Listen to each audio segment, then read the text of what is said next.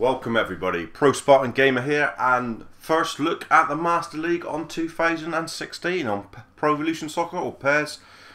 Got it delivered yesterday. Obviously this isn't going to be my Spartans Master League series. That will kick off in full earnest once the transfers have been updated by Konami. I don't want to start it until then because you can change the transfers manually, but obviously when that patch comes in it will muck it all up again. So I spent day one editing and putting in kits. I've got all the Premier League done and kits in game, obviously from PES World. The kits, fantastic. Glenn's done a fantastic job on the Premier League. Changed all the names and put all the logos in for the Championship. Done Serie B as well, so it was really busy yesterday. And then last night I did have a first look at the Master League just so I can do this video for you. Really on my thoughts on the changes to Master League and things like that, like I promised you.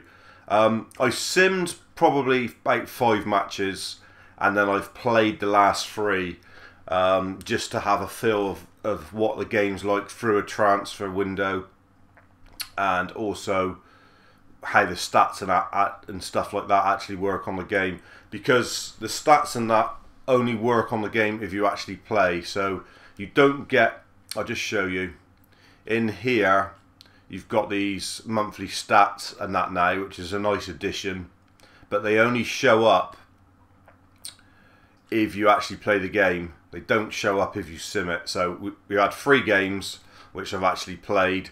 One draw and a couple losses with just a default team. Basically, I'm just using a default team. I bought in I think 2 guys and I sold a couple just to see what it was like. But there you can see we lost in the Cup 2 under Watford. We drew with Rotherham and then we suffered a last-minute loss to Queen's Park Rangers. This is on top player, I think, and it is difficult. I'll tell you what, it is hard. You're really grafting hard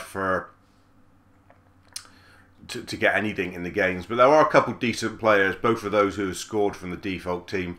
Matheson, Sausages as I would call him, and Castledine. Both of them are pretty good players, and on this page you can go on and look at your team stats, which is quite interesting because you see we've been attacking for 8.6 seconds in September. Average distance pass was 16.9 kilometers, and you can see that some various things there. I mean, on that we attack slightly more down the left than the right, probably because we've got Matheson on the left and he seems to be a better player, and Castledine tends to cut in a lot from the right hand side because he's more of an attacking midfield than a wide man, so that makes sense. Ball winning areas, you can see we're quite weak at winning the ball down right up through the right hand side there. So if a side was looking at that to attack us, then probably they'd be looking to attack us down the right. And then you've got, so we've been fairly even. We've had a fair bit of the play in the games, as you can see. Forward passes we've attempted 128, we've succeeded with 91, so 71%. Lateral passes, which is obviously sideways, and then back passes, as you can see. We've had no successes with cross so far. Chip through balls, not really that successful. Lofted through balls have been a little bit more successful. Yeah, so there are some decent stats there that I'm sure aren't just a gimmick. I think you are going to look at them, and the player stats as well are quite good as well. There's some player stats there. You can look into the player stats and you can see, you know, who's been passing the ball well, who's been winning the tackles. I mean, there you see the defensive midfielder there. Hetic has won 13 tackles in the midfield, so that's not too bad. And you can see his shooting accuracy there. So Coutinho's had a couple pops and not hit the target or not scored with any. Passes received is quite an interesting one as well, and how, you know, I suppose that's ball retention after they've received the ball. So like I say, I think there's some good stats in there. And the other little thing, I mean, obviously you got the player monthly stats as well, which just emphasises what we've been looking at there. Castledine 33 dribbles, Shush Spartacus, etc. And that's just really expanding on what we've seen there, interceptions, blocks, etc. useful addition with the stats, I think, is the first thing to say. You also do get, not that you can see it in here, but you do get a team of the month, which is quite nice. Now you see we skipped a couple matches so you don't see them, that's what I was meaning. So you do get a team of the month in there, which is quite nice. The other new thing, just while we're on the My Team Info icon, is Team Role. Now this is interesting, this one. I think this is quite a nice idea as well. So you get these different team roles if you sign people, and they do different things in matches. So obviously if you sign youth prospects, they earn more experience points in matches than other players. So basically they're going to go up quicker. Prodigy will rapidly improve. I'm assuming we haven't got one of them. Now we have got a star player in the team. Now we didn't when he initially started, but after 2 or 3 games, it came up with a note from the secretary that Castle Dean was level 1 star player. So basically every match you play, you get, I think it's at the moment, I think it's 1,500, so £1,500 sales of merchandise to do with Castle Dean. So that's quite nice. That's only if you play, so that obviously gives you a little selection. Quandary of money is tight, should you play him or not? I mean, at the moment, if you were playing with this, you would have to, because he's one of the best players, obviously, from the default. I think he's old Custodius in the last 2 or 3 default years. And you got Superstar, which obviously, lots of money and stuff like that. Leader, and some of these are really nice touches down here, like Maestro, Grandmaster. I like these last 2, Legend and Bandaria. Really like both of those. I think of some players in the Spartan history, like Steamage and that would have some of these roles, hopefully. But you can't decide them yourself. It's obviously something that is decided in-game. But again, little touches, little improvements, all for it, really. Probably typical sort of Japanese sort of role-playing things, I suppose, if you like, as an additional card, really, like the old card systems. But I like that, that's quite good. Nothing else different in there. Obviously the schedule, the ticker bar down the bottom, you now get an option to stop it every day during the transfer window, or you can go on 5 days, or you can just have it stopping on when an event occurs. So yes, it speeds on during usual season play, which is good, because otherwise you'd take forever. But during the transfer window, you can stop it every day, so I think that's a plus.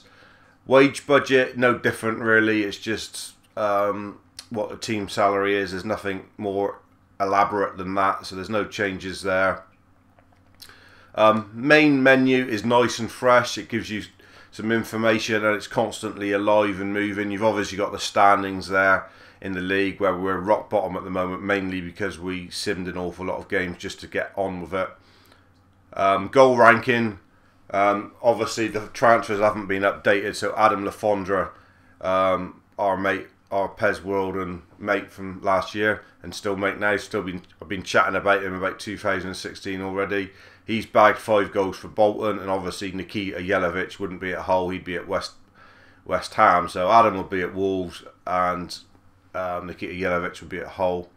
But yeah, this is, you can change this with the right stick. So it says we lost 2-1 to Queen's Park Rangers, with a few little highlights of the games there, and then it goes on to say the match against Nottingham Forest is coming up, and they're on a 3-match winning streak, which is quite nice. And that changes at the end every time you come on that page from day to day, which is a little touch as well. New thing as well is the team spirit.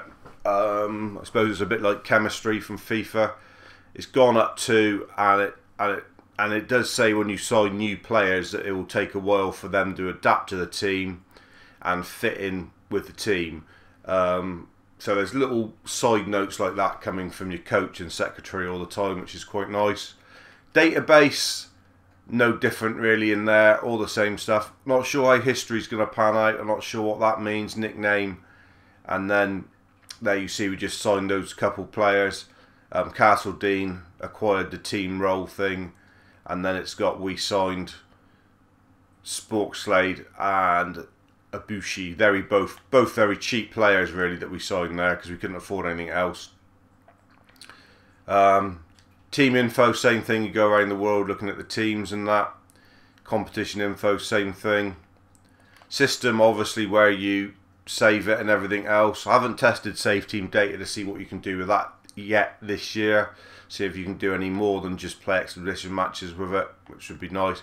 Obviously, my team info, that is a new one there. Let's have a look at the negotiations in a little bit more detail, because these have changed. This is a whole new page here, and I quite like it because you've obviously got favourites here, so it's just one click away for your list of favourites. We've not added any in there yet.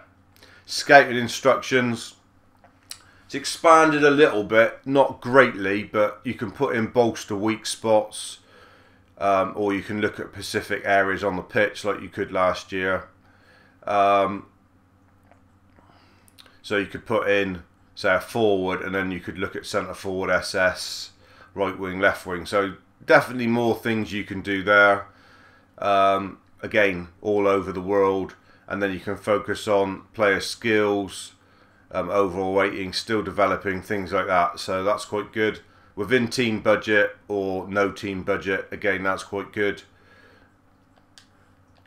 It does take a while for the scout to come back. It's not instant.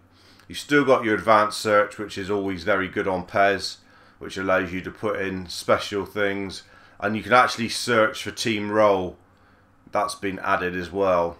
So if you're looking for a leader, say you really need a leader in the team, then you would search there. There's 121 on the game, and then you start to see the sort of people they're talking about. So Delph, Harry Arter, Sacco, James McCarthy. So a lot of them are probably centre midfield players or centre backs who are going to do a bit of a job for you. But at least you can like search for them, and I think that's good. And then you see it down there, like say for example Coyote from West Ham. He's team role level leader level 1, and down the bottom it also tells you now where your contract, where their contracts expire and everything. That's on there, and you can also go into a little bit more detail on the player screens, and it shows you where they attack. So he's quite good at possession game and counter attacking. He's quite good at long passes, not quite so good at short passes, and he's very flexible in a formation. So, and defensive front, he's good at frontline pressure, he's good at penning areas out wide, and he's quite aggressive in the tackle. So there's a few different things there, and also this expected progress is new, so it shows you a little bit of where their potential growth is going to be in the next couple of years as well. So they've added a few more screens there on the player thing, which is quite nice as well. Just like to see perhaps a career stats screen there or something could be added, which would be nice. I've got a video isn't going to pass without me saying I don't think there's still career stats on the Master League, which is such a miss and would be such a good thing just to add, even if it's just for your own team. And then on the R2 and L2 buttons, you've just got the same things there: overall rating, annual salary, market value, and then there's an affection bar as well somewhere on your own team, not here. So let's just have a look at Wilfred Boney. If we were looking at buying him, this would be our options. So we'd add him to favourites, loan request, and start negotiations. You don't get any chance now to enter any money. It's just a simple thing of putting in, yes, we'll go for him. And then all will come back is your secretary will either come back. We'll show you in a minute when he comes back. We're putting a bid for him. Is there someone on the scouting report? Yeah, let's just put in a bid for one of these as well. So we can come back and show you what happens. That's all you do at the moment, is just put in that initial inquiry bid, I suppose. Managers offers, obviously for your national club, and if you want to change managers, they're coming that window, so that's new. I think that just about wraps up that page. Fresh, good. The other thing is in team management as well, which is new. You can also now renegotiate contracts. This is a lot easier for looking at your squad, and it used to be a bit of a pain in the ass to see if anyone was interested in any of your players, but this page is quite nice because again it gives you full details of the player, if they're on any appearance bonus and goal bonus, and that is something to bear in mind because that does seem to feature quite highly on transfers incoming. A lot of them are looking for extras on their contracts this year, from the ones that I've seen so far, like appearance bonuses and things like that. So you've got quite a nice little thing there. Obviously we've put in our logo, the Spartans and everything, and I might do a little video on showing you how to create your own club, because I think a lot of people might be interested in that. Stat wise, obviously they're absolutely shit 'cause they're default. You've got then their page of stats, their team instruction, familiarity, so what they're used to playing, I suppose, is the best way to describe that stat maybe. Where they're going to go, he's going to flatline around 60. So, but it's also got those teams in contact, which is very good, and his contract expires next August. So, and then you come on down through, so you can see if there's people interested in any of your players, and I suppose there is, you can then make the decision if you want to get rid of them or not. But in here, you can also negotiate a new contract even if they've got time left on their contract. So just say, for example, this guy here, Vasquilai, or what his name is, his contract expires next August. You can actually go in and offer him a new contract now. And there you see, contract renewal, which is new. Previously, you could only ever do it when the contract was up. So that's a nice little touch as well. I like that. Nothing new in there. The youth team's identical to last year from what I can see of it. Training hasn't changed. It's just the same usual. You can change these buttons a little bit there, which again would be nice if something better was on the training. Perhaps you could employ a coach and get him to do stuff. And this isn't about a wish list video, is it? We've done that before. It's just showing you the Master League, so I don't want to get sidetracked with it. Forward time, as always, you go on to the next day. Let's just go on to the next day and see if it brings back some of that on those negotiations to show you. And then just in between, we skipped the match against Nottingham Forest and got stuff to gain, but you get coaches' reports like this one just flashed up. So Castledine has gone up 1 on his overall rating to 73. So you get the coach saying you things, you get the team secretary flashing up with these little things, and I think it's quite nice. There's definitely some improvements to the Master League this year. It hasn't gone as far as I was hoping it would, but it's a step in the right direction. Hopefully it will continue for 2017. It does look a lot better though. Now you see this month's monthly report is now ready. It contains all sorts of information such as whether you're able to play according to team instructions. So this is now on it. The month has been concluded in September. There you see the Nottingham Forest match wasn't part of it because we obviously didn't play that one. We simmed it. So it's no good just simming for a season you can't see. So the stats will be exactly the same as what we showed you last time. But yeah, obviously I wouldn't be simming it if I was playing proper Spartans. It would be, so we'd have all those stats to look at. And here's the team of the month, which is a nice one. So we've actually got a couple players in the team of the month. We've got Castledine and Matheson, or Matheson Sausages, as we're going to call him. Obviously, don't worry about the players like Danny Ings being at Burnley. Don't fret about things like that and make comments about that, because obviously once the transfer patch is in, that will be changed. Don't think you actually get anything for that they're being selected for team of the month, but obviously Castledine has just gone up a notch, so maybe that is the case. But all the logos we've put in game look decent. Again, if you want any information on any of that, then please write in the comments down the bottom. The kits look very good in game. There you see it just going on. So there's nothing happening, so it's going to go on to the next week. Hopefully we'll hear back about those transfers. Otherwise we'll have to skip more. We've not heard anything about those transfers. So I guess they're still ongoing. Waiting for a reply on both. So we'll have to skip another game, which isn't a problem. We'll just keep skipping until we actually hear back. Oh, we drew against Middlesbrough. That was a good result. Still rock though, I bet. Yeah. Pallister has gone up 1. Don't think we've actually played with him. So, not a lot of money comes in for home games in Division 2. I think it's about 250,000. I think it's going to be quite difficult attracting people on this game. I think it could be a slow burner. So we've got a bit of a gap now, so surely those transfer negotiations are sorted in that time.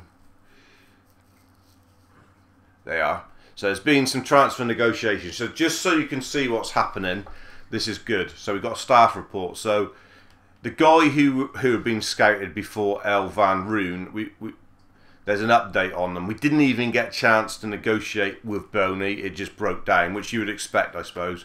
But I just wanted to show you how it works. So, and the contract negotiations with Vasquille, they've broken down as well. So he doesn't want a new contract by the look of it. And there's also been a scouting report. So we can just show you those few bits before we sign off here. So there, and then it says on there, look, Wilfred Boney confirmed that transfer negotiations are broken down.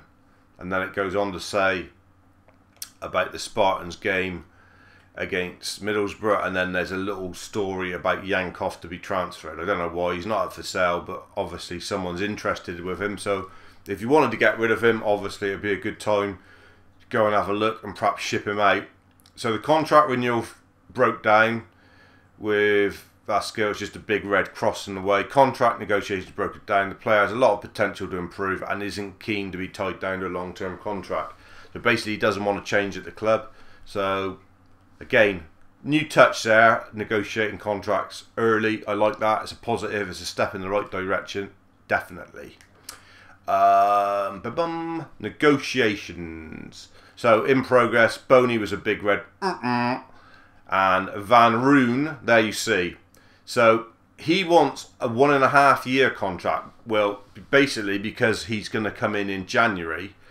That would be because we're out of the window at the moment. So he would be here for January and then the following year. He wants 84,000 and his money he wants 2,900. So we could buy him. Let's just go in and show you your options from now onwards. So if I go into adjust terms, you then get these options. You don't get a chance to put in a fee. Now, I'm not sure. I suppose in a way it would be nice to be able to put in a fee, so you know how much you're actually going to end up paying for him. They've taken that right away from you. Last year you had full control, and there was obviously some glitches on the transfers, and you could cheat a little bit. You could have an offer accepted and then reduce it. So I didn't like that. So this is better. I still don't think perhaps it's the finished product that we need for transfers, but let's see how we get on with it during the course of the game, really. So if you reduce the transfer fee, we've got a 92% chance of still signing him. So there is a chance that they will take a cut. If you wanted to reduce his annual salary as well, then that chance goes down. If you take off the transfer fee, the annual salary goes up a little bit, but he's obviously more keen about the money he's getting in his pocket rather than what the club are getting. If you extend the length of the contract, you still got a chance of signing him. And then the new one here, you can pick a player to trade, and that is on incoming and outgoing transfers, which is quite interesting. So, you know, if you're selling a player, for example, you also get a chance perhaps to trade with a player from their side to make the transfer work. So obviously if you go in and look at a player to trade, I don't know, we'll just use anyone. I think he's a centre back, so we'll put this guy in. They don't want him. There's only a 20% chance of it happening. So that's unlikely to happen, so you know that, so you come out of it. So yeah, so there's lots of options there, which I think are quite good. We want to take that off. So adjusting terms, probably on this one you probably just go for reduce the transfer fee and see if you can get him in. He doesn't seem too keen on anything else, or if you wanted to extend the length of his contract. So that's how that would work, and then it would just come back with a yes or no figure, and you'd have to make your decision in there whether you're going to sign him or not. So I think there's improvements with the dialogue with your secretary and stuff and the scout. Still not probably as comprehensive as a lot of people would like, and it seems like at the moment with the Master League and PES, the transfer system changes each year into something different, and it's changed again this year without probably changing into what people want. It's okay, but I still don't think it's perhaps as good as it could be. I think you still want ultimate control on what money you're actually bidding. I'm not sure about the transfers, how realistic they are either. We'll have to... I mean, we had a chance, Royce we could sign for £14 million, which seemed a bit low. But then if the money is low in the game, then obviously that's not a problem. I mean, Asim was doing a FIFA career mode video, and it was put up last night, and he could buy John Stones for 14 million when Chelsea had just had a bid of 38 million or 35 million turned down from Everton. So obviously FIFA probably also hasn't quite got the transfers realistic as well. So I don't think that's a big issue as long as it's relative, and it's obviously going to depend on how long's left in their contract and everything else. Right, I've been rabbiting on for gone over 20 minutes now, but on the whole, I would give the Master League a thumbs up. We didn't look at the scouting report. Let's just have a quick look at that. So he's come back with a couple of players. He's come back with S. Diarra and a goalie, because those are our two weak spots in the area apparently. He's a youth prospect level 1. He's got a bit of speed about him. Not a lot else. Can look into him there. He's got a chance of progression by the look of his chart. So then if we wanted to sign him, you've got the options of loan, things like that. And you can also, when someone comes in to buy one of your players, you can also give them the option to loan him with a buy option at the end of it, which is a nice touch as well. So like I said, there has been improvements with the transfer system, but I don't think it's quite gone exactly where we'd like it to go, in my opinion. But I am enjoying the gameplay on the Master League. The gameplay in the game is fantastic, and the graphics have been improved. And obviously with Glenn's kits, it just adds to it all, and the logos and everything this year. So I think the Spartans series is going to be fantastic. And the good thing that I would say about this is the stat pages and that they've added in game for players, I think you will use. I don't think it's just a gimmick, then something that you're going to get bored with. I do think you're generally going to use them to look at how you're getting on and stuff. So I think that's a real positive. There's nothing else really to show you on the game plan and stuff like that. It's exactly the same as you've seen in the demo. But yeah, I would give Master League a thumbs up. They've corrected the things like stopping the ticker during the transfer window, which is good. How the transfers are going to pan out and whether you're going to have enough control over getting who you want, only time will tell, and you'll have to follow the Spartan series to see my feelings on that, I guess, guys. But hopefully that's given you a good review of the Master League. In my opinion, it is an improvement. There's lots of positives. There's not that many negatives at all, really. Obviously, yes, it doesn't appear there's career stats again on the players, which I don't understand why we can't put that in. And transfers have changed, and there is improvements, but they've not changed quite enough, in my opinion. Alright, guys, thanks as always. ProSpartan.